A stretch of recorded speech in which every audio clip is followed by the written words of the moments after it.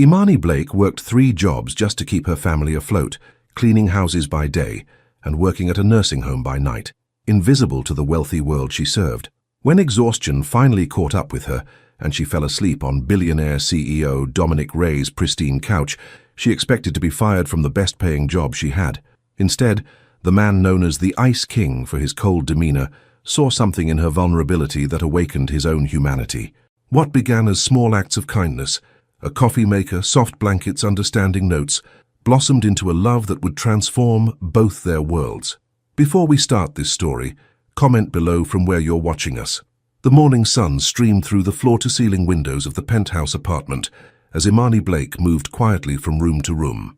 Her uniform, a simple grey dress with a white collar, was already damp with sweat as she polished the last of the marble countertops in the kitchen. The clock on the wall showed 2:30 p.m. She'd been cleaning for 6 hours straight, and this was only her second job of the day. At 25, Imani was already carrying the weight of the world on her shoulders. Her mother's medical bills kept piling up, and her younger cousin Jade needed textbooks for college. 3 jobs barely kept them afloat, but Imani never complained. Not out loud anyway. This particular cleaning job paid better than most. The penthouse belonged to Dominic Ray, the 31-year-old CEO of Ray International Architecture. She'd never actually met him in the 6 months she'd been cleaning his home. That was the arrangement. He was always gone by the time she arrived, and she was always gone before he returned. His assistant had hired her, given her a key and a list of very specific instructions. "Mr. Ray values his privacy and his order," the tight-lipped woman had said. "Everything has its place. Nothing should be moved unless it's being cleaned, and absolutely no personal touches." Imani understood rules. Her whole life was built around them. Be invisible, work harder, never ask for help, sleep less, do more. She glanced at her phone and saw 3 missed calls from the nursing home where her mother stayed. Her heart raced as she quickly dialed back. "Ms. Blake, it's Nurse Wilson. Your mother had a difficult morning, but she's stable now. The doctor adjusted her medication, but he wants to run some additional tests. They won't be covered by insurance." Imani closed her eyes, leaning against the counter she'd just polished. "How much?" "Around $2,000. "I'll figure it out," she said, knowing she had exactly $430 in her bank account. "Can I come see her tonight?" "Of course. She's been asking for you." After hanging up, Imani felt the exhaustion hit her like a physical blow. She still had to finish this apartment, then work an 8-hour night shift at the nursing home. When would she sleep? She couldn't remember the last time she'd gotten more than 4 hours. She looked around the immaculate penthouse, with its pristine white furniture, glass tables, and expensive art. The place was cold and perfect, like a museum, not a home. She wondered what kind of man lived this way. Dominic Ray's life was a mystery to her. She knew what the gossip sites said, that he was brilliant, ruthless, and intensely private. No serious relationships, no scandals, just work and more work. The tabloids called him the Ice King because of his cold demeanor and his habit of firing anyone who didn't meet his exacting standards. Imani finished the last of her cleaning tasks, but as she gathered her supplies, her vision blurred.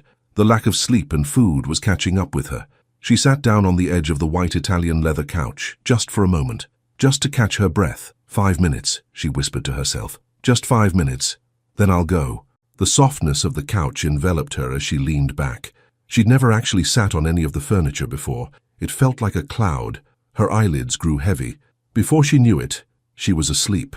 2 hours later, rain pounded against the windows of the penthouse as Dominic Ray entered his home.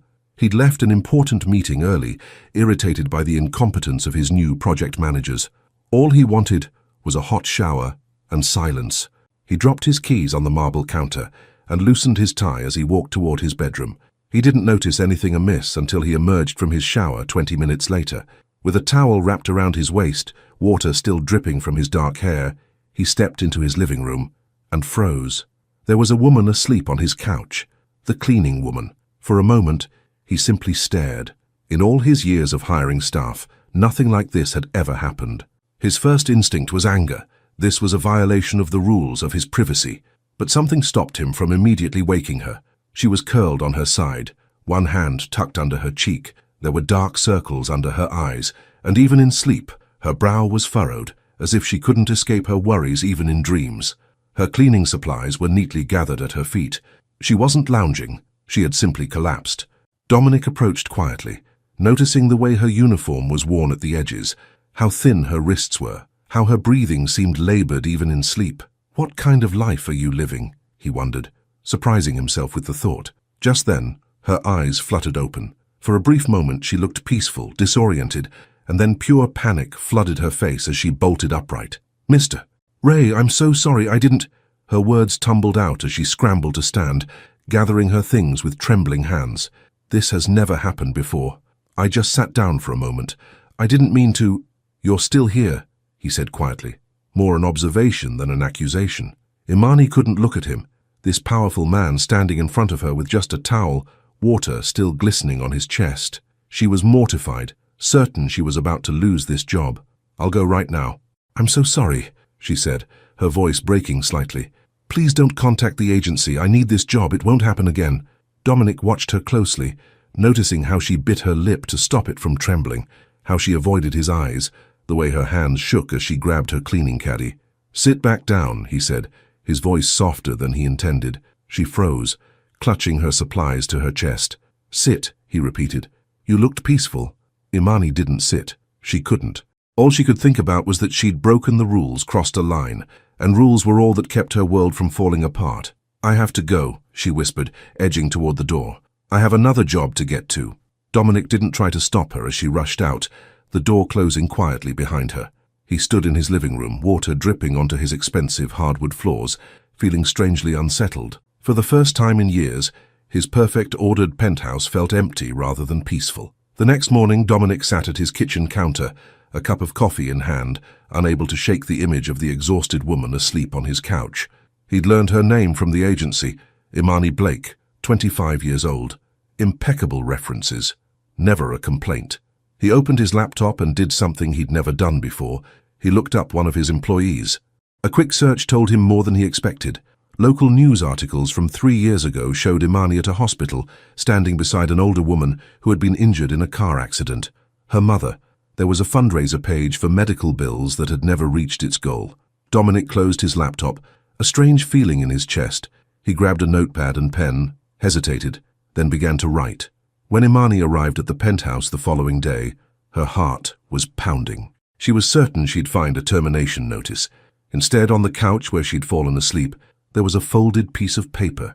With shaking hands, she opened it. "If you're ever that tired again, you don't have to run. No one should work themselves into the floor just to be forgotten." It was signed simply, Dr. Imani read the note 3 times, unable to believe what she was seeing. Not anger, not dismissal, but understanding. She slipped the note into her pocket and began her work, wondering what kind of man Dominic Ray really was behind his cold reputation, and why her heart wouldn't stop racing at the thought of seeing him again. The note from Dominic burned in Imani's pocket as she rode the bus to the nursing home. Every few minutes her fingers would touch the folded paper, making sure it was still there, that she hadn't imagined it. The nursing home was busy when she arrived. Her mother, Eleanor Blake, was sitting in a wheelchair by the window, looking out at the small garden. "There's my baby girl," Eleanor said, her voice weak but her smile strong. "You look tired, honey." Imani kissed her mother's cheek. "I'm fine, Mama. How are you feeling today?" "Oh, you know me. Too stubborn to let a little pain slow me down." Eleanor patted Imani's hand. "But what about you? You're working too hard." "I'm doing what needs to be done," Imani said firmly. "And I have good news. I think I can get the money for those tests the doctor wants to run." What she didn't say was that she'd have to pick up extra shifts at the diner, her 3rd job, or that she'd have to sell the gold necklace her father had given her before he died. Some burdens weren't meant to be shared. "Imani, you listen to me," Eleanor said, suddenly serious. "You're young. You should be living your life, not spending all your time working and worrying about me." "Mama, please." "We've talked about this. I know. But a mother worries." Eleanor squeezed her daughter's hand. "You're so much like your father, always taking care of everyone else, never thinking about yourself." Imani stayed until visiting hours ended, then changed into her nursing aide uniform for her night shift. By the time she finally got home to the small apartment she shared with her cousin Jade, it was past 2 a.m. Jade was still up, studying at the kitchen table.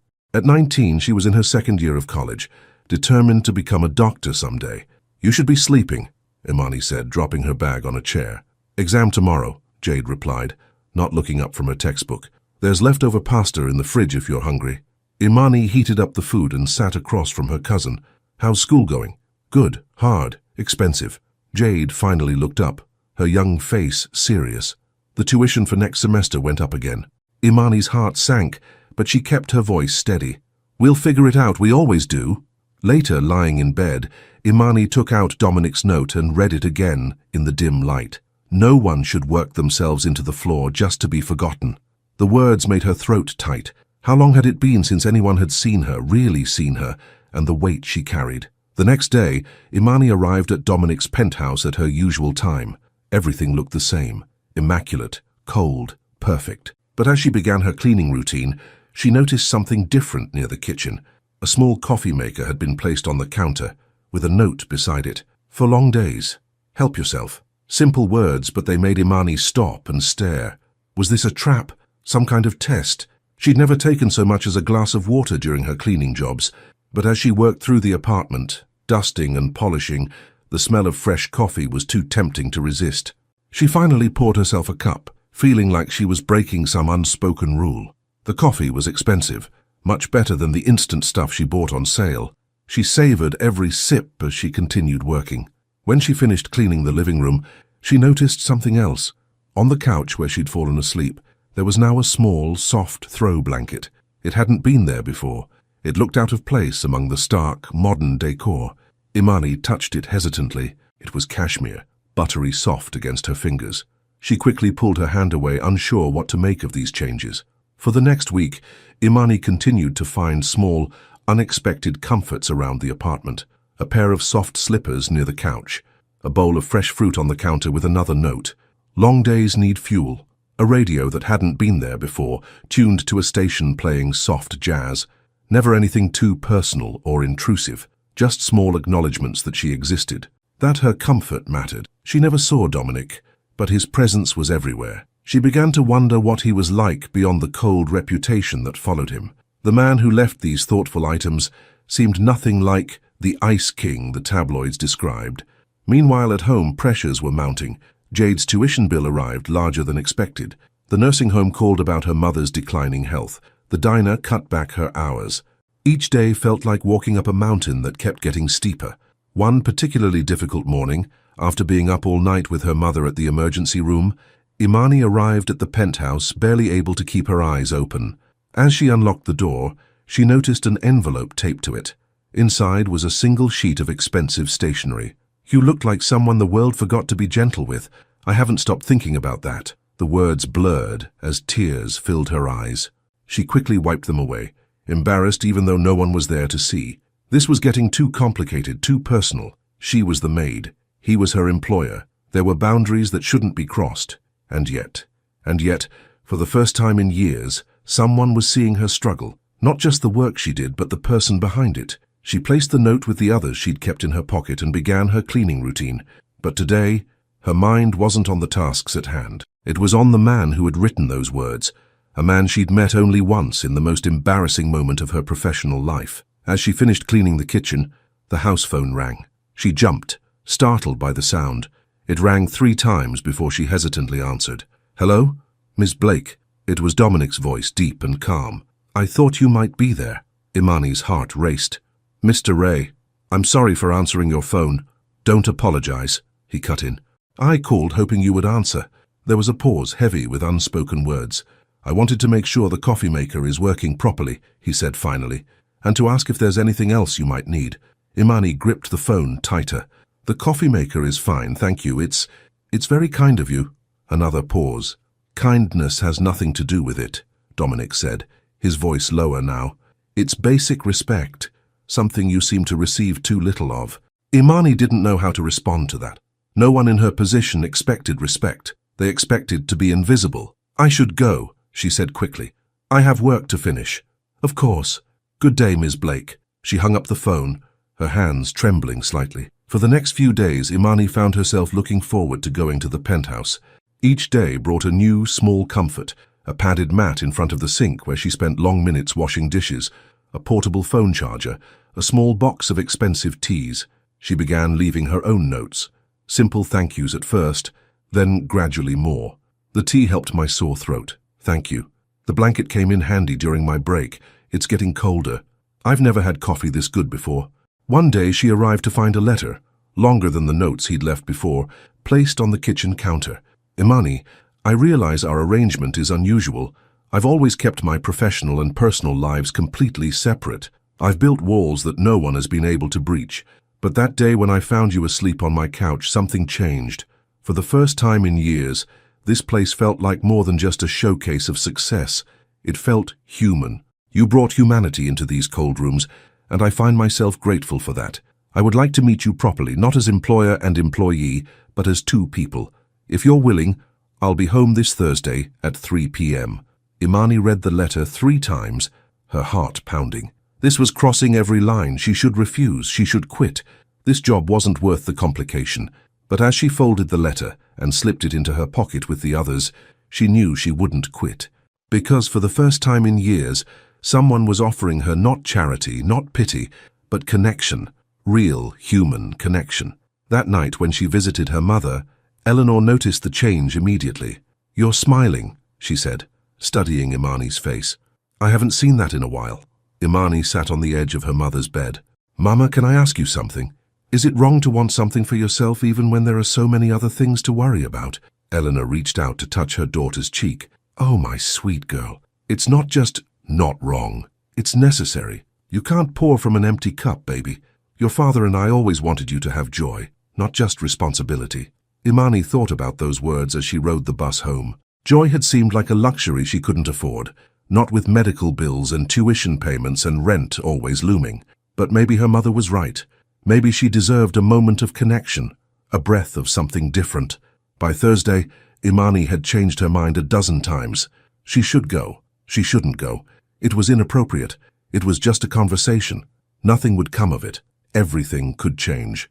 In the end, she arrived at the penthouse at her usual time, determined to clean quickly and be gone before 3 p.m. She would leave a note explaining that it wasn't a good idea for them to meet. But as she moved through the rooms, polishing and dusting, she found herself working more slowly than usual. And when the clock showed 2:55 p.m., she was still there, her heart pounding as she heard the key turn in the lock. Dominic Ray stepped into his penthouse, wearing a dark suit that fit his tall frame perfectly. He stopped when he saw her standing in the living room, still in her grey uniform, her cleaning supplies beside her. "You stayed," he said simply, the hint of a smile touching his lips.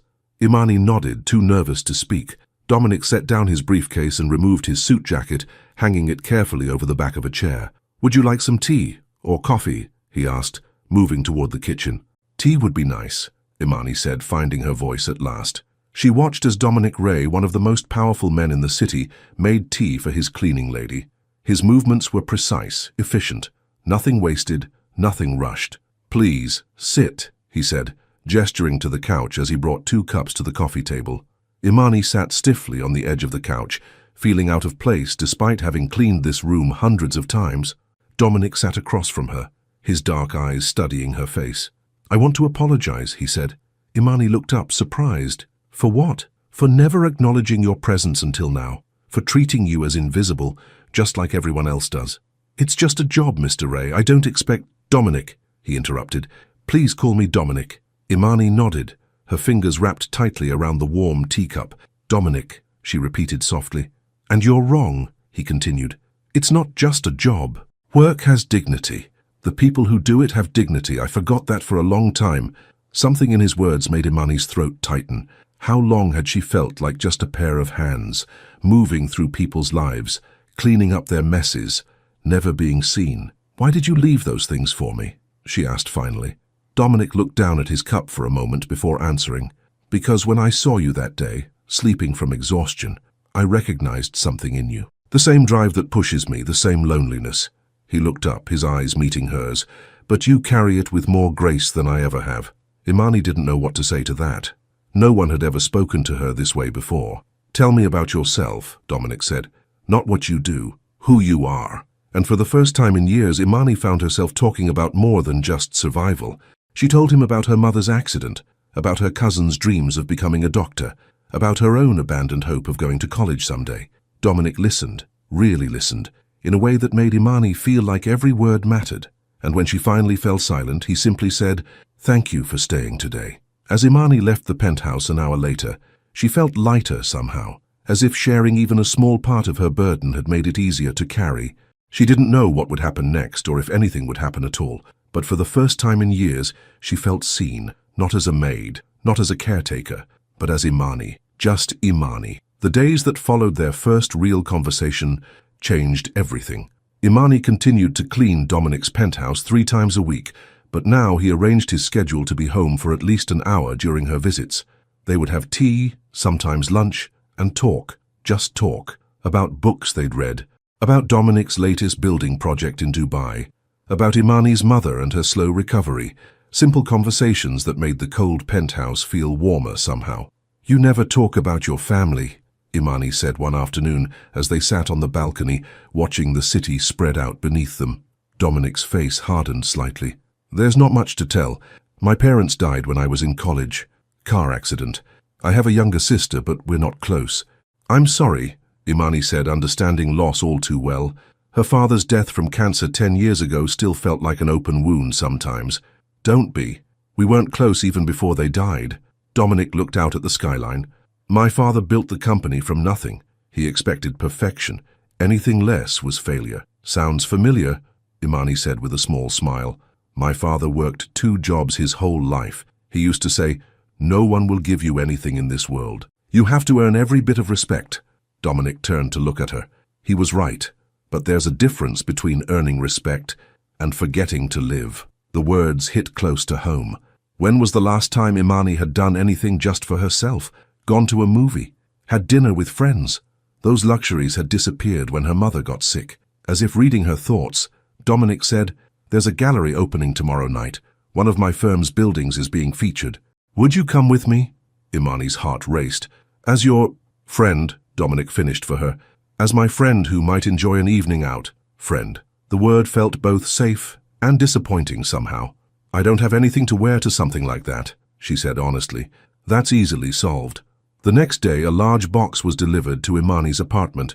Inside was a simple but elegant black dress, classic and understated, with a note, "No pressure, just an option if you decide to come."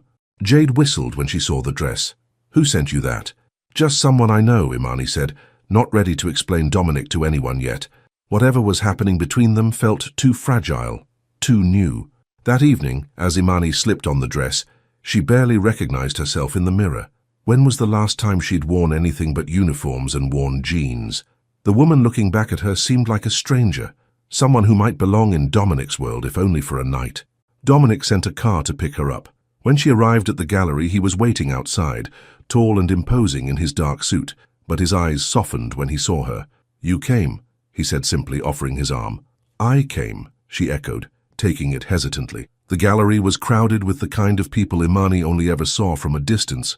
Wealthy, polished, confident. She felt out of place until Dominic leaned down and whispered, "Half the people here are counting the minutes until they can leave and take off their uncomfortable shoes." The comment made her laugh, easing some of her tension. As Dominic guided her through the exhibit, introducing her simply as "my friend Imani," she began to relax. He knew everyone, was respected by everyone, but seemed genuinely interested only in her reactions to the stunning architectural photographs on display. "This is your building?" she asked, stopping in front of a massive photo of a sleek glass tower that seemed to touch the clouds. "My firm's design, yes," he said. "It took 3 years to complete." "It's beautiful," she said honestly, like it's reaching for something more. Dominic looked at her with surprise. "That's exactly what I was trying to capture. Most people just see glass and steel." A tall, elegant woman approached them, her red lips curved in a practiced smile. "Dominic, darling, I thought you'd never leave your office long enough to attend one of these things." "Cynthia," Dominic nodded coolly, "I wouldn't miss seeing the Meridian Tower featured." The woman's eyes flicked to Imani, assessing and dismissive in a single glance. "And who's your friend?" "This is Imani Blake," Dominic said, his voice taking on an edge. "Imani, this is Cynthia Wells, a board member at the firm." "How lovely," Cynthia said without warmth. "And what do you do, dear?" Before Imani could answer, Dominic cut in. "Imani is studying to be an architect. She has a remarkable eye for design." The lie slid so smoothly from his lips that Imani almost believed it herself. She shot him a questioning look, but he gave a slight shake of his head. "How Interesting, Cynthia said, clearly not interested at all. Dominic, we simply must discuss the Singapore project before you disappear again. You've been so hard to reach lately. Another time, Cynthia, Dominic said firmly. I'm here with Imani tonight. As Cynthia walked away, her back stiff with disapproval, Imani turned to Dominic. Why did you lie about me? I didn't lie about what matters, he said quietly. You do have a remarkable eye, the rest is just details. Details like the fact that I clean your house for a living? Imani said, suddenly angry. Are you ashamed of that? Because I'm not. Dominic's expression darkened. That's not what I meant. I just didn't want her to know the truth, that you're spending time with the help. Imani felt hot tears threatening and blinked them back furiously. She would not cry here in front of these people. I should go. Imani, wait. But she was already moving toward the exit, weaving through the crowd, ignoring the curious glances. Outside, the cool night air hit her face, and she gulped it in, trying to steady herself. What had she been thinking? That she could step into Dominic's world so easily, that the distance between them wasn't as vast as it really was. She had just hailed a taxi when Dominic appeared beside her. Please don't leave, he said, his voice low and urgent. Not like this. I don't belong here, Dominic, she said tiredly. We both know that. That's not true. He ran a hand through his hair, a gesture of frustration she'd never seen from him before. I didn't lie to protect myself. I lied to protect you from people like Cynthia who only see titles, not people. I don't need protection, Imani said. I need honesty. Dominic looked at her for a long moment, then nodded. You're right. I'm sorry. The simple apology surprised her. Men like Dominic Ray didn't apologize to women like her. Ever. Let me take you home, he said. Please. After a moment's hesitation, she nodded. They rode in silence in his sleek car, the city lights sliding past the windows. When they reached her apartment building, so different from his luxury penthouse, Imani expected him to simply let her out. Instead, he turned off the engine. I'd like to explain, he said. May I come up? Imani hesitated. Her apartment was small, shabby compared to what he was used to. But the look in his eyes, a rare vulnerability, made her nod. It's not much, she warned, as she led him up 3 flights of stairs. I don't care about that, he said simply. Her apartment was clean, but cramped. The furniture was mismatched, the walls needed paint, and the kitchen was barely big enough for one person.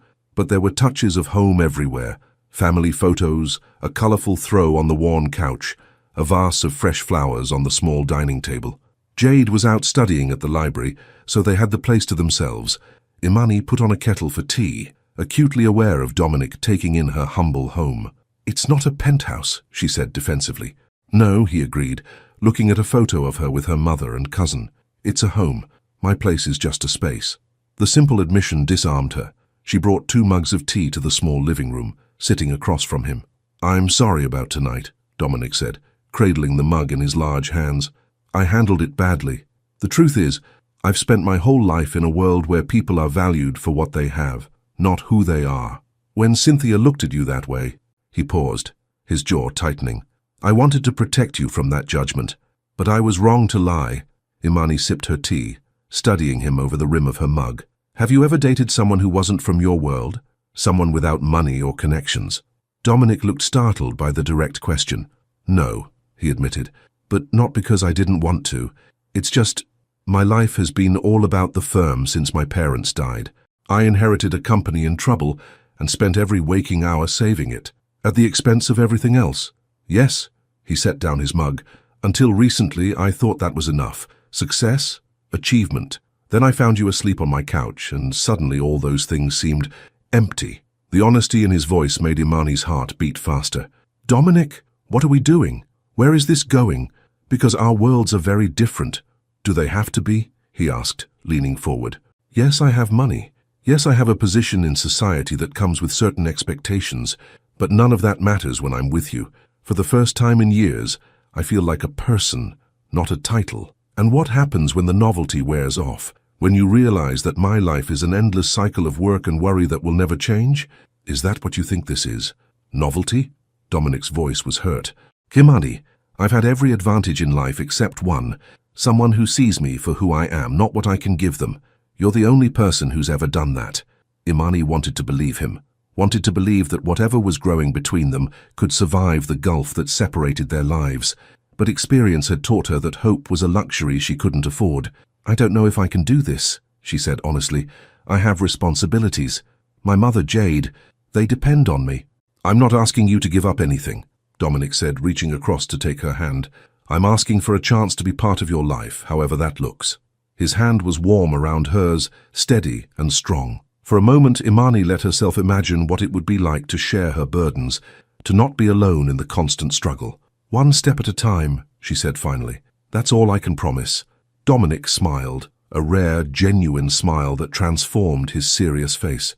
That's all I'm asking for. As he left that night, Imani felt both terrified and exhilarated. Whatever was happening between them was real, scary and complicated, and real. The next day, when she arrived at the penthouse to clean, there was a letter waiting for her on the kitchen counter. Imani, last night made me realize something important. I've been living in a sterile, empty space that reflects how empty my life has been. You've brought warmth and humanity into these cold rooms. But more than that, you've shown me what a real home feels like. Your apartment isn't grand or expensive, but it's filled with love and life. I want that. With you. Take all the time you need. I'll be here. Dominic. Imani pressed the letter to her chest, torn between joy and fear. Could she really let herself believe in this? In him.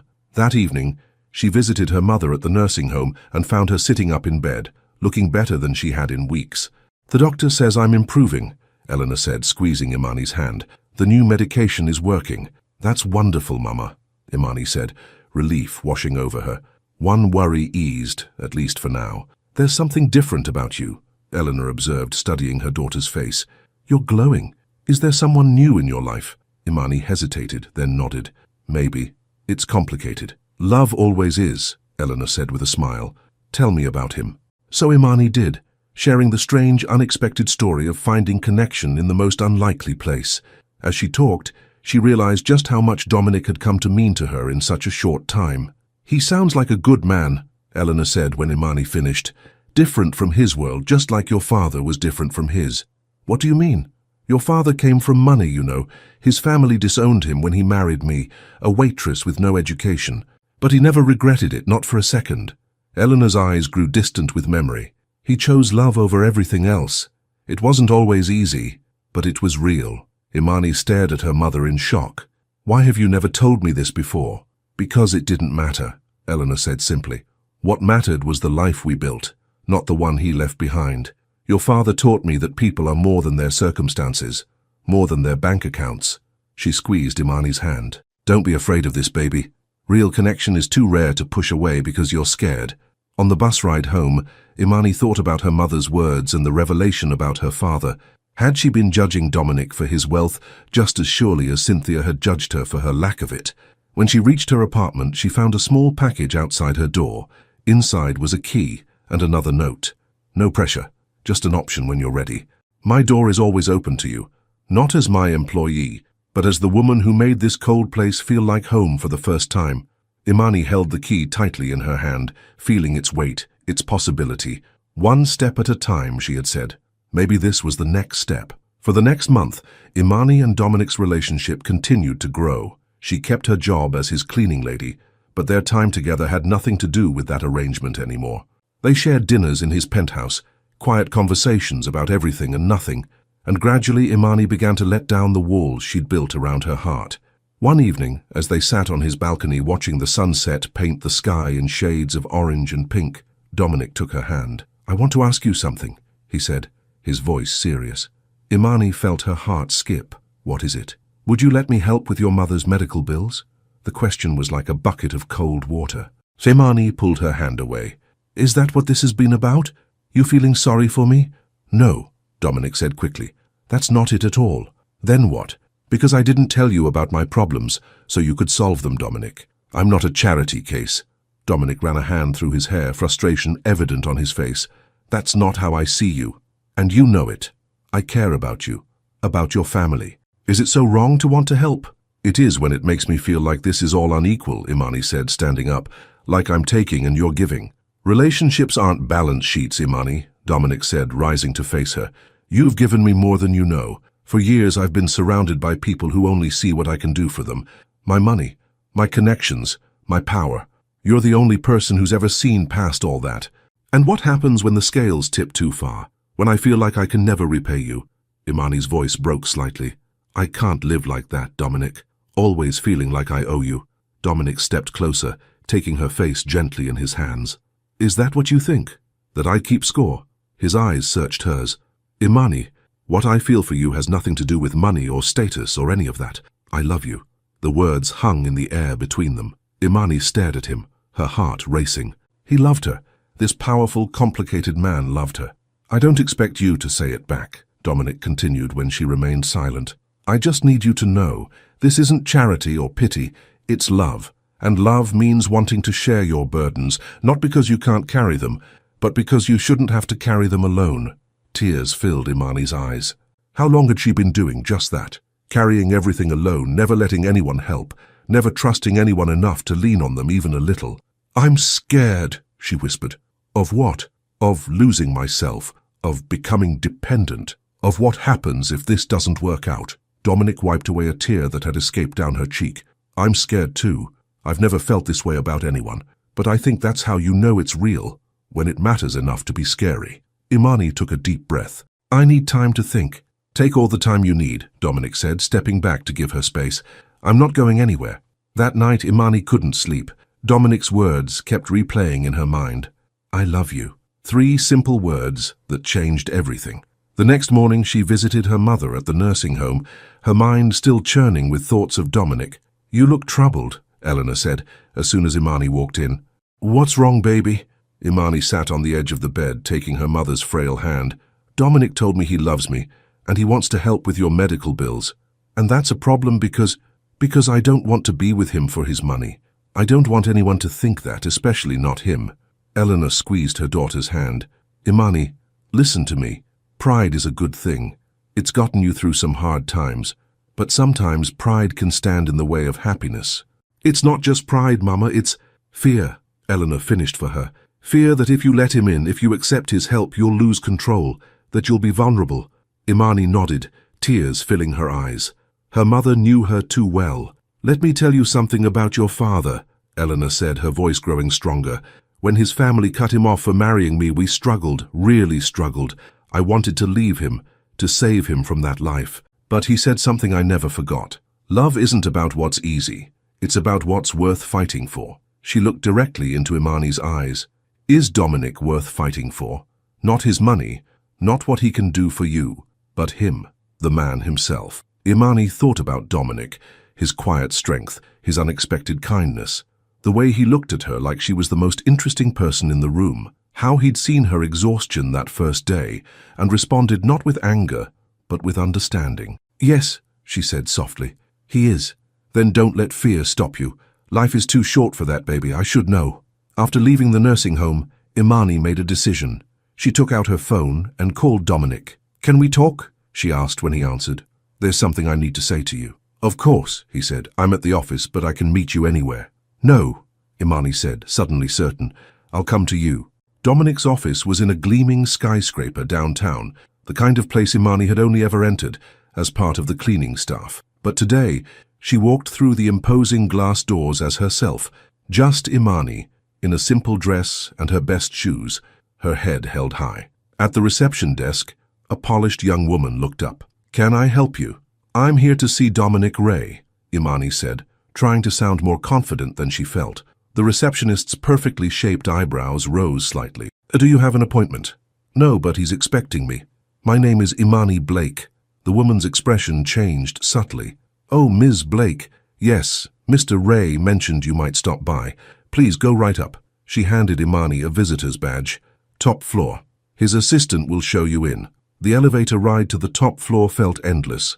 When the doors finally opened, Imani stepped into a sleek reception area where another impeccably dressed woman sat behind a desk. "Ms. Blake," the woman said with a warm smile. "I'm Lisa, Mr. Ray's assistant. He asked me to bring you straight in when you arrived. Can I get you anything? Water? Coffee?" "No, thank you," Imani said, surprised by the friendliness. Lisa led her to a set of double doors at the end of the hallway. "He's just finishing a call, go right in." Dominic's office was exactly what Imani had expected. Large, minimalist, with floor-to-ceiling windows offering a stunning view of the city.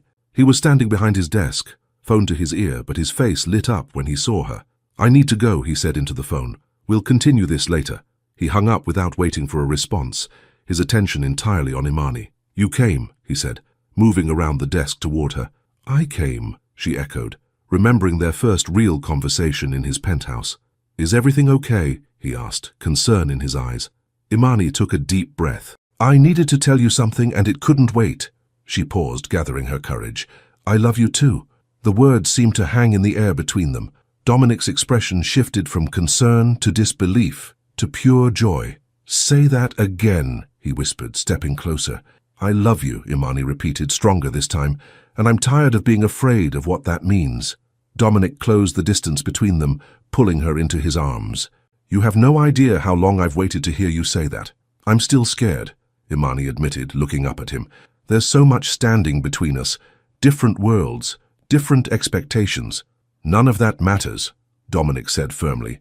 "We'll figure it out together, one day at a time." He leaned down and kissed her then, a kiss full of promise and hope, and all the words they hadn't said yet. When they finally pulled apart, Imani rested her head against his chest, listening to the steady beat of his heart. "There's something else," she said quietly, "about my mother's medical bills. I'll accept your help, but as a loan, I'll pay back every penny." Dominic tilted her chin up to look at him. "How about a compromise? Let me set up a foundation through the company. Your mother can be the first recipient, but it will help others too. You can even run it if you want. Use that sharp mind of yours for something beyond keeping track of everyone else's needs." Imani stared at him in surprise. "You'd do that? In a heartbeat? I have more money than I could spend in 10 lifetimes. What's the point of all this?" He gestured around his office. "If I can't use it to make a difference, to help the people I care about." The offer was so thoughtful, so perfectly balanced between helping and respecting her independence, that Imani felt tears sting her eyes. "I think that's the moment I knew for sure," she said softly. "Knew what? That I love you because you see me, really see me, not as someone to rescue, but as a partner." Dominic pulled her close again. "That's exactly what you are, my partner, in everything if you want to be." 3 months later, Imani stood in Dominic's penthouse, no, their penthouse now, looking out at the city lights. So much had changed in such a short time. Her mother had moved to a better facility, one with cutting-edge treatments that were already showing results. Jade had received a full scholarship for the rest of her education, thanks to a foundation Dominic had set up in Eleanor's name, and Imani herself had left her cleaning jobs behind to run that foundation, discovering a talent for organization and leadership she'd never had the chance to explore before. But the biggest change was the penthouse itself. No longer cold and sterile, it had become a true home. Family photos now sat on the shelves, colorful throws softened the sleek furniture, fresh flowers brightened every room. The kitchen actually got used now, not just cleaned. "What are you thinking about?" Dominic asked, coming up behind her and wrapping his arms around her waist. "About how much has changed," Imani said, leaning back against his chest. "Sometimes I still can't believe it." "Having second thoughts?" he asked, only half joking. Imani turned in his arms to face him. "Not for a second, but sometimes I wonder what would have happened if I hadn't fallen asleep on your couch that day." "I'd still be alone," Dominic said simply, "living in a perfect empty space, thinking that was enough. And I'd still be running myself into the ground, thinking I had to do everything alone." Dominic brushed a strand of hair from her face. "I have something for you." He reached into his pocket and pulled out a small velvet box. Imani's heart skipped a beat. "Dominic." He opened the box to reveal a simple but elegant diamond ring. "I'm not asking you to say yes today. I know we still have things to figure out.